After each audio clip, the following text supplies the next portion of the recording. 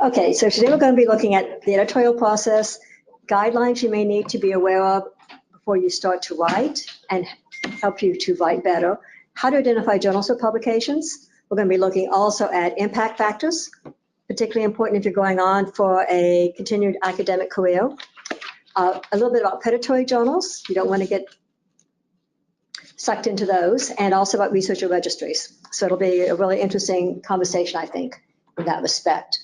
So we're going to be looking at the questions external reviewers ask, question reviewers, editors ask when they're looking at your manuscript, are the kinds of questions that may be asked and what you should do as an author. So the editorial process is very exciting. It is also very time-consuming and very laborious and very detailed-oriented. So the first thing happens, you send your manuscript off to the editor. The editor scans the manuscript. Before it even gets assigned to an external reviewer, it goes through essentially an internal referral process. So perhaps you submit to JBHS&R and Bruce says, well, this is a great manuscript, not really in what we're doing with JBHS&R, but consider another article in Springer. He'll refer it on to another editor from another journal to review your manuscript and consider it for that. It also goes through a plagiarism check. Every journal out there now does a plagiarism check on your manuscript before they even send out for review. So if you're adapting something from a course paper, you're adapting something from a thesis or dissertation, you want to make sure it's significantly rewritten and revised so that you're not going to be zapped with plagiarism on that respect. Now, once you pass those two processes, and sometimes the plagiarism check does make people cry, it gets assigned generally to 2 to 3 external reviewers.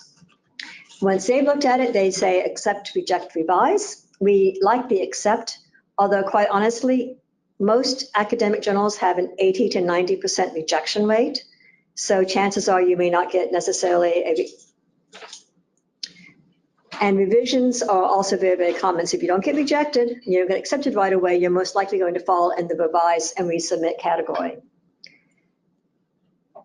Revise and resubmit is a very touchy area because reviewers can be from very, very helpful comments to those things that are very snarky. So you can say, oh, this is a sophomoric paper, which is not helpful. However, a reviewer can also come back and say, this is what's wrong with your methodology. You didn't explain this process. You didn't address this. Your results and your analysis don't match. They became very helpful in that respect. They will also probably say something if you have punctuation or grammatical errors. They get very testy about that. And I have known reviewers, and I have been known to do this myself, of rejecting paper simply because I consider it unreadable for a professional publication. And I say, formal word check in Word, thank you very much. So once you get these, you get the comments back, and the editor will sit there and he will say, these are the comments, send it to the author, to you, the author. And oftentimes the editor's main job is to make the reviewer comments palatable.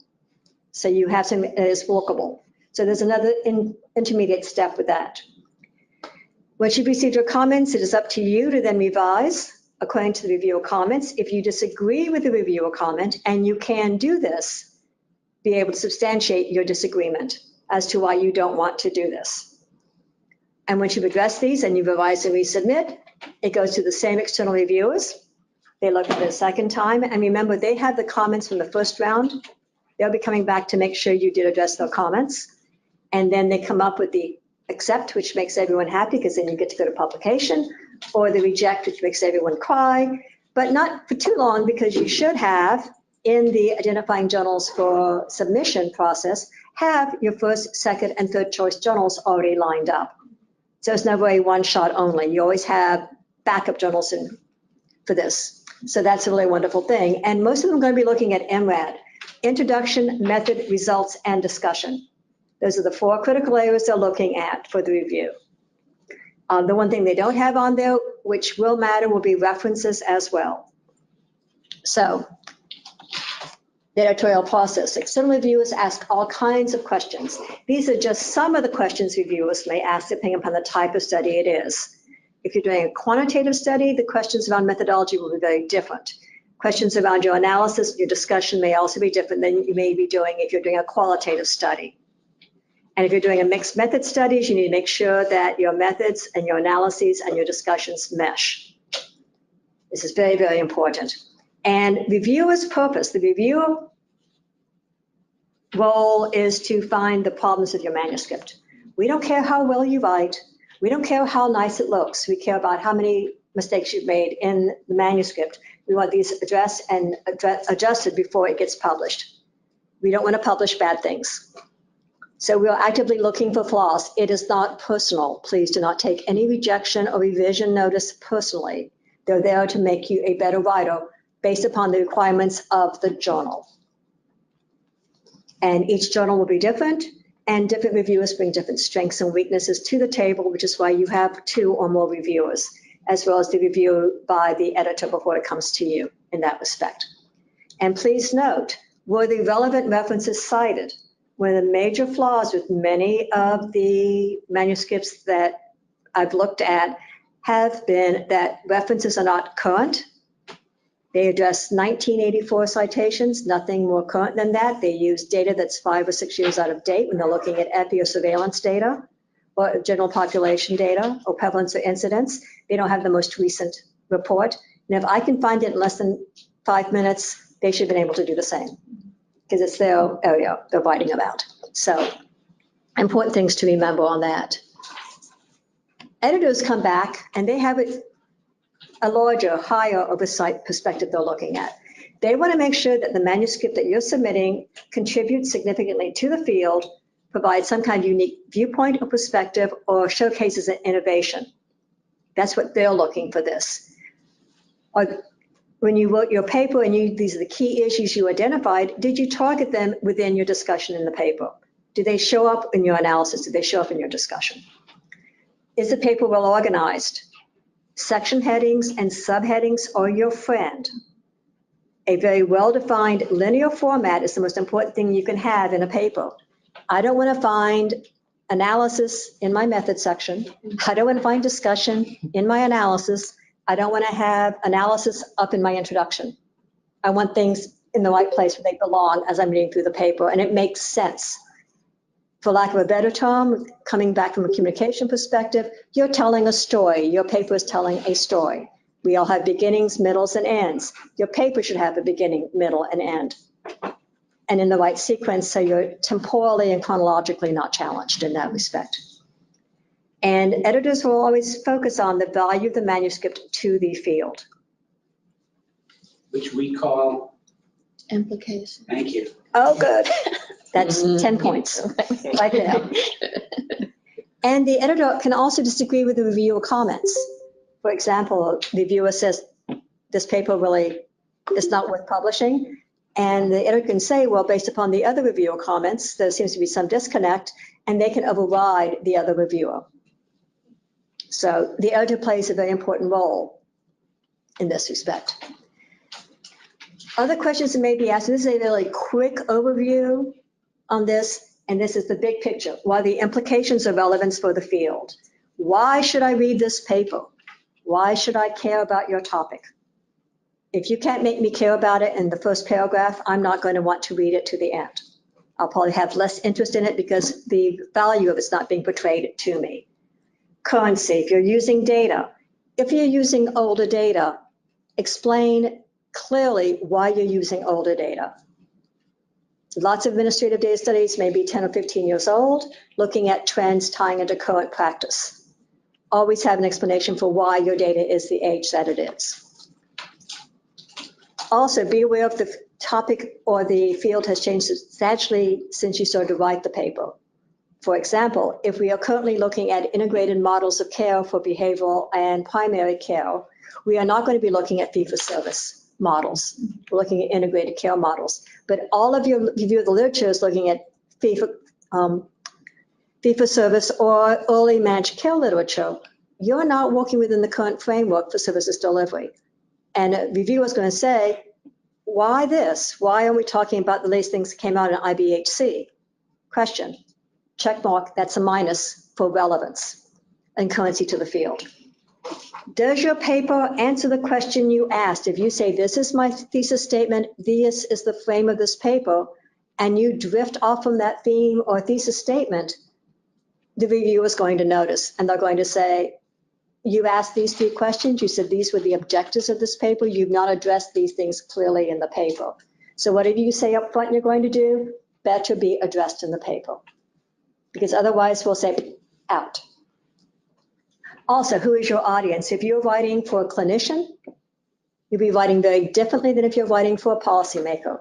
Because I can tell you right now from someone on the policy side of the street, no one cares about the DSM diagnosis of the client or how you got to that diagnosis. We care about how we're going to fund the services that this client will be delivering or receiving. That's what we care about.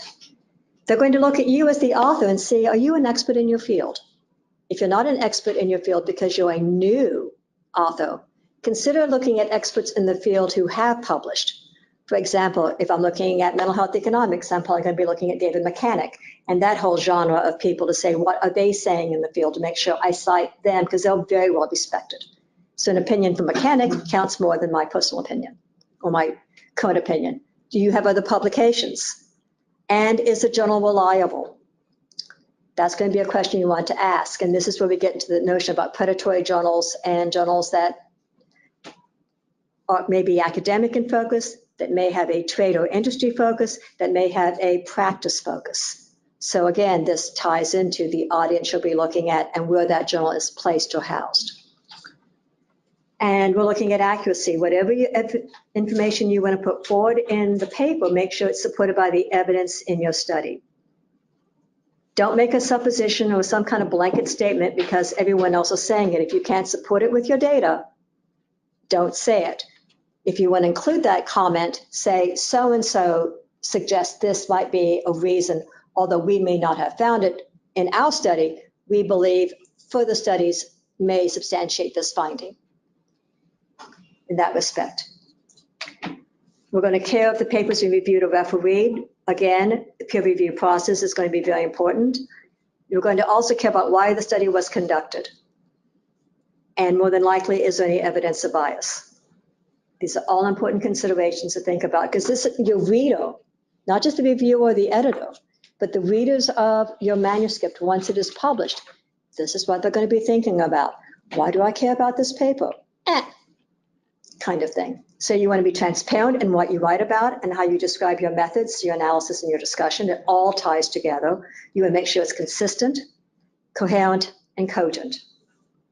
Those are really the key components when you're looking at writing for your manuscripts for the reviewers and the editors to look at, but also writing for the audience, because you have multiple audiences in the writing of a manuscript. So what you should do as an author, Bruce and I will heartily support that you spend at least 1 year working as a manuscript reviewer to understand the manuscript review process and to learn how to write a review and also then how you can respond to a review. It is an invaluable experience. We definitely recommend you minimize any kind of presentation defects. Punctuation, grammar, headings, subheadings, the appropriate manuscript format. If you're writing APA style, there's an entire manual on how to put your paper together. Make sure you have your 1-inch margins, you have the appropriate running head, that you have the appropriate times 12 Roman double spaced. Don't do it in 11-point Arial with 1/2-inch margins. We'll just say, we won't even look at it. I cannot emphasize spell check and grammar check. It is amazing how much we see as a reviewer. There's no matching noun and verb. There are incomplete sentences. There are clauses that just run-ons, etc. Be clear and concise in your introduction. Don't ramble. Get to the point so we know why we're looking at this paper. Use the relevant literature in the review section. Ask someone else to review your draft, someone who hasn't read it before. One trick that we use a lot in communication is we will read aloud a paper that we're writing, because reading it aloud forces you to see differently than when you read silently. Make sure you answer the so what question. The so what question is so important, so very important. And if you revise the submitted manuscript, address the suggestions and comments of the reviewers. As I see, can be a difficult thing to do because you're saying, why? Especially, why didn't they catch it in the first revise and resubmit or the second revise and resubmit? Each time they read, they will see something different. It is inevitable. As both a reviewer and as an author, it is going to be inevitable in that respect. So we're going to be looking at guidelines next. We have manuscript guidelines. Every journal has its own guidelines and how it wants its materials presented to their readers. So looking at this niche journal, very not well known, JBHSNR, we have the purpose of the journal. What is the purpose of the journal? What is the purpose of this? And the manuscript submission type. Okay, you have lots of different flavors of how you can submit. You can submit a medical article, you can submit policy briefs, you can submit commentaries, all kinds of things. So pick whichever format you're going to use and follow the description and requirements for that format. Manuscript preparation, again, they're going to say, we want this page format, we want this kind of spacing, we want you to use this kind of enumeration. They're going to suggest that you use sections and subheading sections. Language guidelines, for example, JBHNR specifically states it uses person first language. People with mental illness says. People do not have a mental illness, they have mental illnesses because collective noun. We're also looking at manuscript content. What should my separate sections contain? If they say in the methods section, we want these 4 things, that's what you put in there. Don't have section creep. They're going to tell you how they prefer to see the tables and figures. APA style is different from JBHSNR style, which is different than JAMA, which is different than APHA. And also the citation style. Do not mess up on your citations. If you submit a journal to JAMA in APA style, they will not even review it. It will come right back to you. So make sure that citation style is correct. I'm going to do a plug here now for EndNote. If you don't use it as a citation management tool, you should become familiar with it if you're going to be writing papers. It will save you a lot of time and effort. Another component, especially if you're writing in health or allied health fields, is to use the appropriate international standard for reporting guidelines. So who can tell me what is the reporting guideline standard for randomized clinical control trials? Consort. Cochrane is the guideline on how to conduct systematic review. Consort is the international standard for how you report your findings and the methods and the analysis for a randomized controlled trial. So if you plan to be doing an RCT down the road and you submit to a journal that requires consort guidelines to be followed for the reporting of your study, you'll not only be following the manuscript guidelines for the paper formatting, you'll be using consort guidelines for each individual section. I don't know that you can see it so much here, but in each little section, title, introduction, methods, results, findings, and discussion, they say these are the discrete components that we want to see in your manuscript for this particular type of study. This one I put up here happened to be a qualitative, the SRQR standard for reporting qualitative data, but I could have picked any number of ones. And these are all the options that you have. You can go into Equator. It's a wonderful tool. It provides you the guidelines and the rationale for the guidelines. So you don't have to panic if you say, oh, we are going to be using the correct requirements or the stored requirements for observational studies. So they ask you, follow it. So identifying journals of publication. This is the hardest thing ever because how do you identify the journal in which you want to publish? Generally, we are told by colleagues or by our faculty or by our advisors, they'll say, oh, well, go publish here, it's a great journal. Well, it may be a great journal, but it may be a great journal because it's published by a friend of theirs who sits in an academic department at a university, and even though it's an interesting niche journal, it's not indexed or abstracted anywhere and it has no impact factor. So unless you know about the journal, you're never going to read it, and no one's going to read your article. So think about these kinds of things, which we're going to go into. So we have a checklist. These are generally your 10 basic questions that you should know about each and every journal you look at for review. Is it peer reviewed? What's its focus? Who publishes it? Where is it published? US publishers, European publishers, Asian publishers, all may have different standards and guidelines for how they want their stuff reported. So again, where it's published will be important. Who is your audience? Where is it indexed and abstracted? Again, not everything is going to be on a search engine on the internet. And many people use indexing and abstracting resources when they go to college and they learn about the field of study. If you want to be found by academics, you're going to be an indexing and abstracting resource. I'm going to be in PubMed for things that are going to be particularly clinical medicine. I'm going to be in PsycInfo for behavioral health. Is my journal indexed in the databases I use within my field to find my research? Very important. Who owns it? For those of you going into academic positions or hoping to go into academic positions, for part of your promotion and tenure package, you will have to say how important is your journal beyond the impact factor. Do 1,000 libraries own it? Does it have international distribution? How is it seen out in the world? That will be a question you may be asked. Who's on the editorial board? Well, if Rocky the Bull is an editorial board, on the editorial board, run screaming. What's the publication's acceptance rate? What's the submission process, and what is its impact factors? So is it journal peer reviewed? Yes. You find that in OLIX Web Global Serials Directory. It takes you less than 5 minutes. Type in the name of journal, bam, little icon comes up, says here you go. I can also go to the website to find it.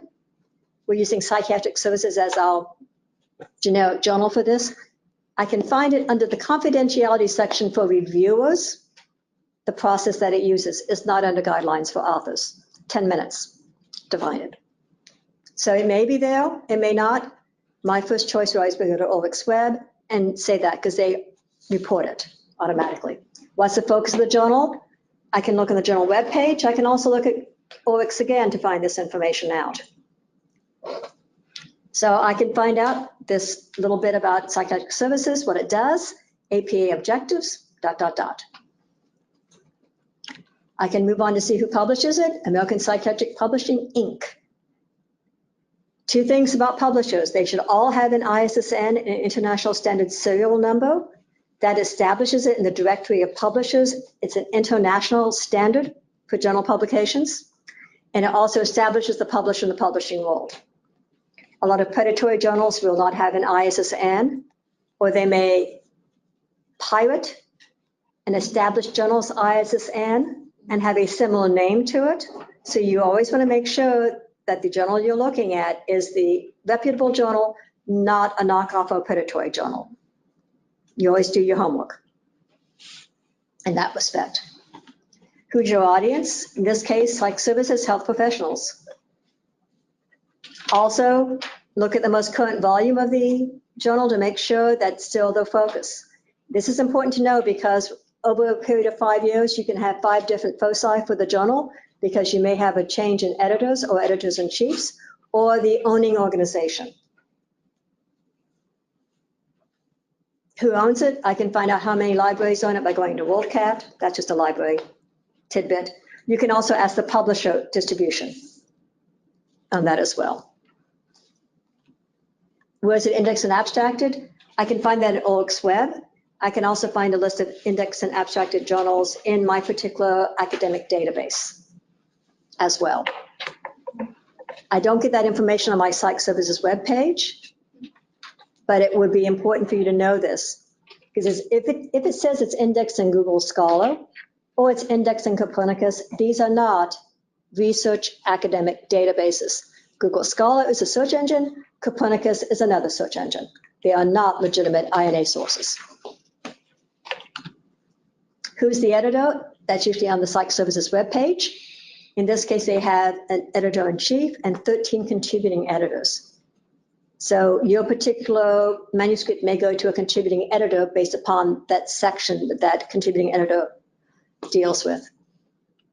It's nice to know because should you go to a conference and you should happen to run into Dr. Dixon, you could say, oh, well, Dr. Dixon, I'm really interested in submitting a manuscript to Psych Services on this topic based upon this project I did.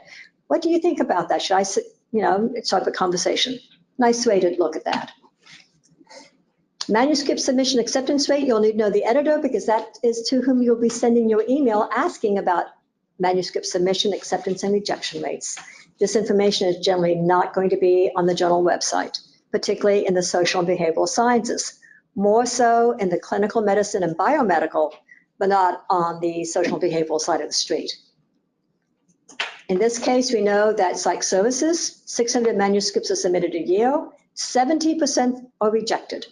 The remaining 30% end up being published as research supports, but the other 10% get completely reformatted into something else, such as a letter to the editor or a column entry. Not quite the same level of prestige as you may have with a published original research article. So it's good to know. And for those of you going to academia, you will need to know this for your promotion documents. What is the submission process? Always generally the general policies, what about manuscript, organizational format, the processing of manuscripts of publication, and if they submit to indexes and abstracts. That may be on the for Psych Services it is. However, there may be other things you may want to ask. If you were involved in a clinical trial or a population study, they may have different guidelines for reporting for this kind of work. So I may have to say, this is my IRB approved number from my study that I conducted. You'll have to have that information to submit. If you have to have informed consent documentation, what are the requirements for that? Anything you may do with people, depending upon the journal, may end up being in that particular area. Preferred reporting guidelines, fees and costs for publication. This is important. All legitimate publishers allow you to publish in print. That makes sure it's immediately available to anyone who has access to the journal. Most reputable publishers also provide the opportunity for you to pay a fee to have green or gold access for publishing.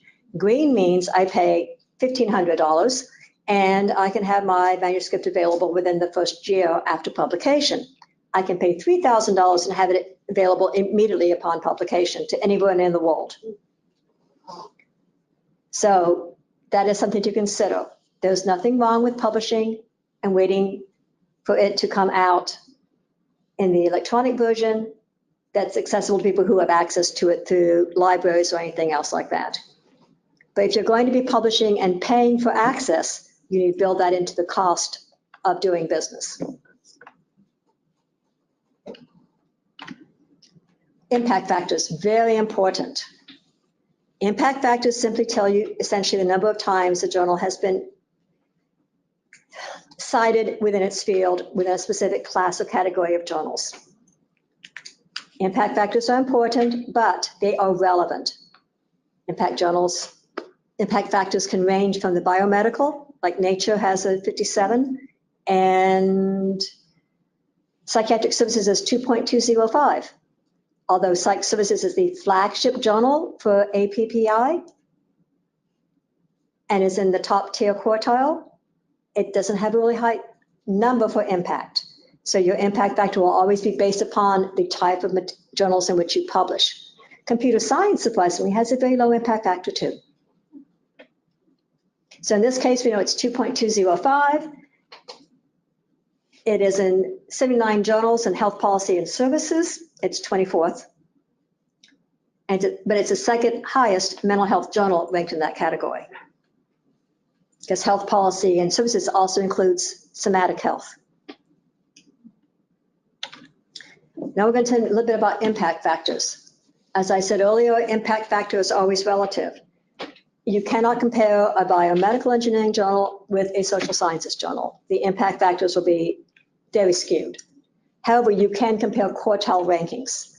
So if I am in a biomedical journal with a 27 impact factor, but I'm in quartile 3, and yet my health sciences and policy journal is impact factor of 2.205 is in quartile 1, I would say the quartile 1 journal is my better bet, because that is saying it's a more prestigious journal in the ranking of journals in that category.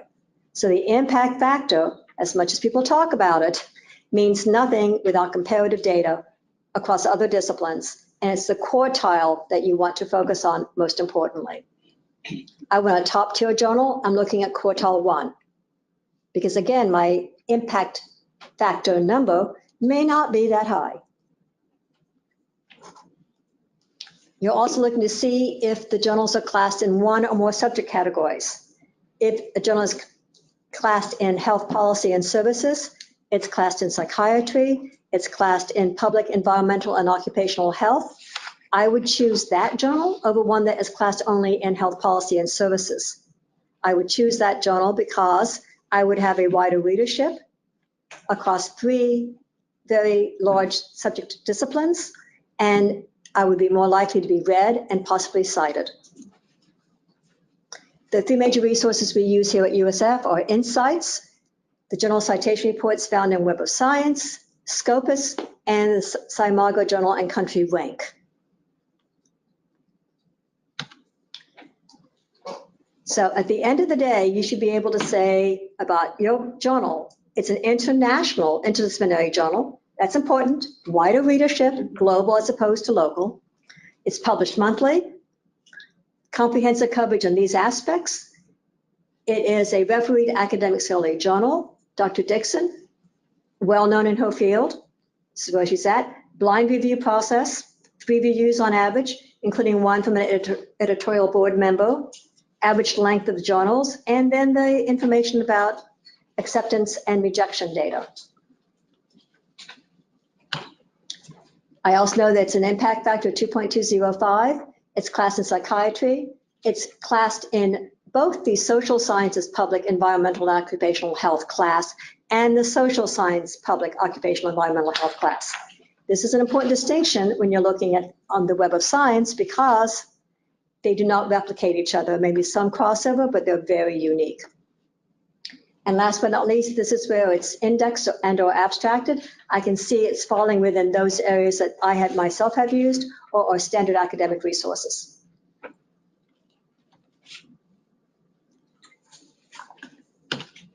Moving on to predatory journals.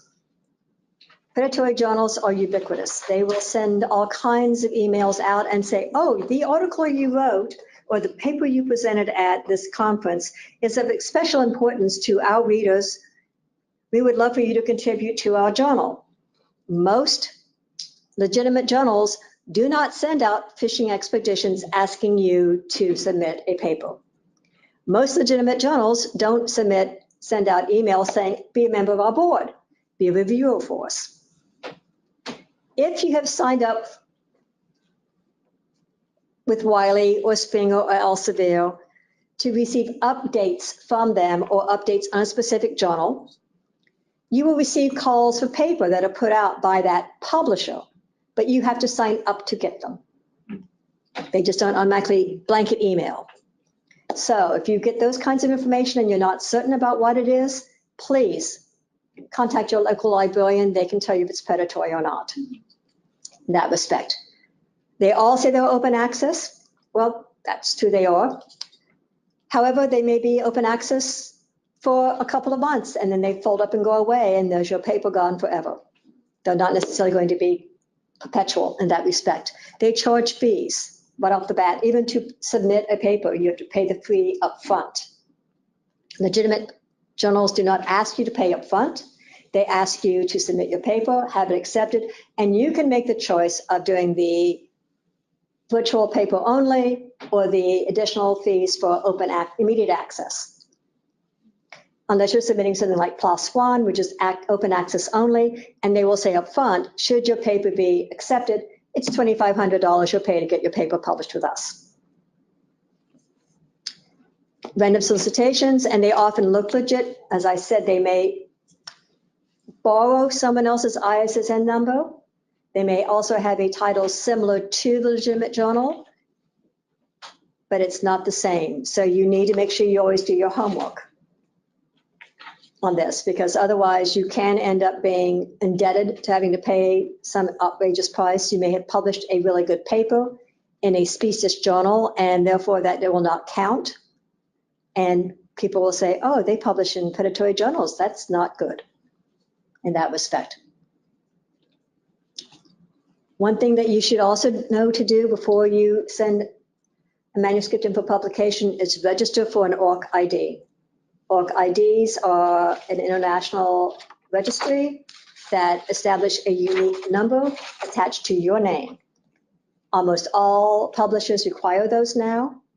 And if you're going to apply for grants, from NIH or NSF, you will need to have an ORC ID so they can, should you get the grant, they can track your publications with the ORC ID in that respect. And it's free, and you don't have to have anything already published to get one. Here's your form of name that you're going to use as your name. Here's your ORC ID. You're probably going to have someone say, oh, but I don't need to do all this other stuff because I can just go online and use one of these Find Me a Journal generators. Now, Wiley has one, Elsevier has one, a number of the major publishers are doing this. It is only looking for those journals that might match based upon your abstract. So we're looking essentially at a frequency analysis of terms and phrases, and it's only going to be looking at their journals. And again, unless you published a lot with a specific publisher, you don't know the journals starting out. So while this may be a shortcut for people who already know their way around the journals in which they wish to publish, I would not recommend this as a starting point. Jane is out there. Jane is simply put your abstract in, we'll find you some journal someplace, anywhere that you can publish in. And again, even though they give you a list of returns, you still need to do the homework on the journal to make sure it's something that you can legitimately do, so that you can provide access to, et cetera. I mean, they can be a good tool, but most people don't have the base knowledge of publishers to go in there and use them effectively. So we have a list of takeaways, and Dr. Levin can chip in anytime he wants to with some of these. Target scholarly peer-reviewed publications. If you're going to target professional practice journals, you can do the same kind of process also with this, using these tools. Make sure the journal has a transparent publication process. If they say, submit the paper, we'll get back to you in 3 days, you probably want to say, yeah, not. Or if it goes into a holding pattern, you don't know what's happening to it. Submission platforms, you submit, you know it's submitted, it's been signed to reviewers, it's gone through these checks, here are your comments coming to you, here's your revised resubmit. There's a process to that. Definitely have a naive reader critically read the paper, or if you are doing a multi-authored paper, have someone else who did not write your section read your section. Again, because you will miss so much in the reading of a manuscript. Follow the directions, including format and referencing style. That is really, really critical, because some, especially the journals that everyone submits to, oh, I'm submitting to Health Affairs, I'm submitting to Psych Services, they just toss it out there. Viewers will just say, you won't even get past the editor. It's not formatted right, it's gone. Do not cry when you get your reviewer comments.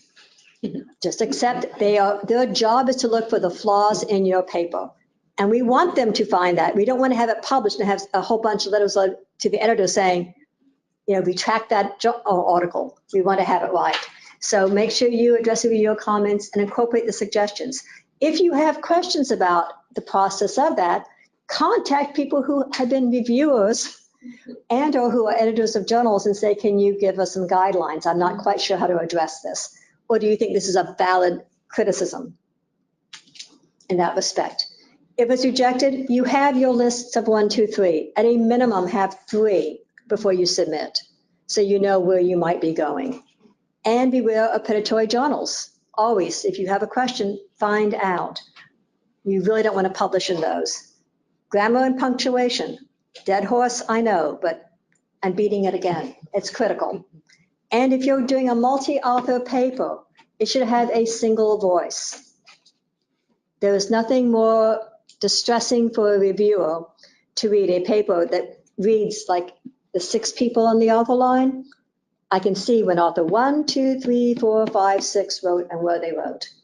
You really want to have the voice be of a single voice. And obviously that's particularly important for the scholars because you usually work in a group. So that's critical. That's a critical point. Yeah. Which means that whatever grammatical rules you set up, those are the ones that you follow. If you're using third person, you're using third person. If you're looking at first person voice, you use first person voice. If you call it mental illnesses in the first paragraph, it's mental illnesses in the last paragraph.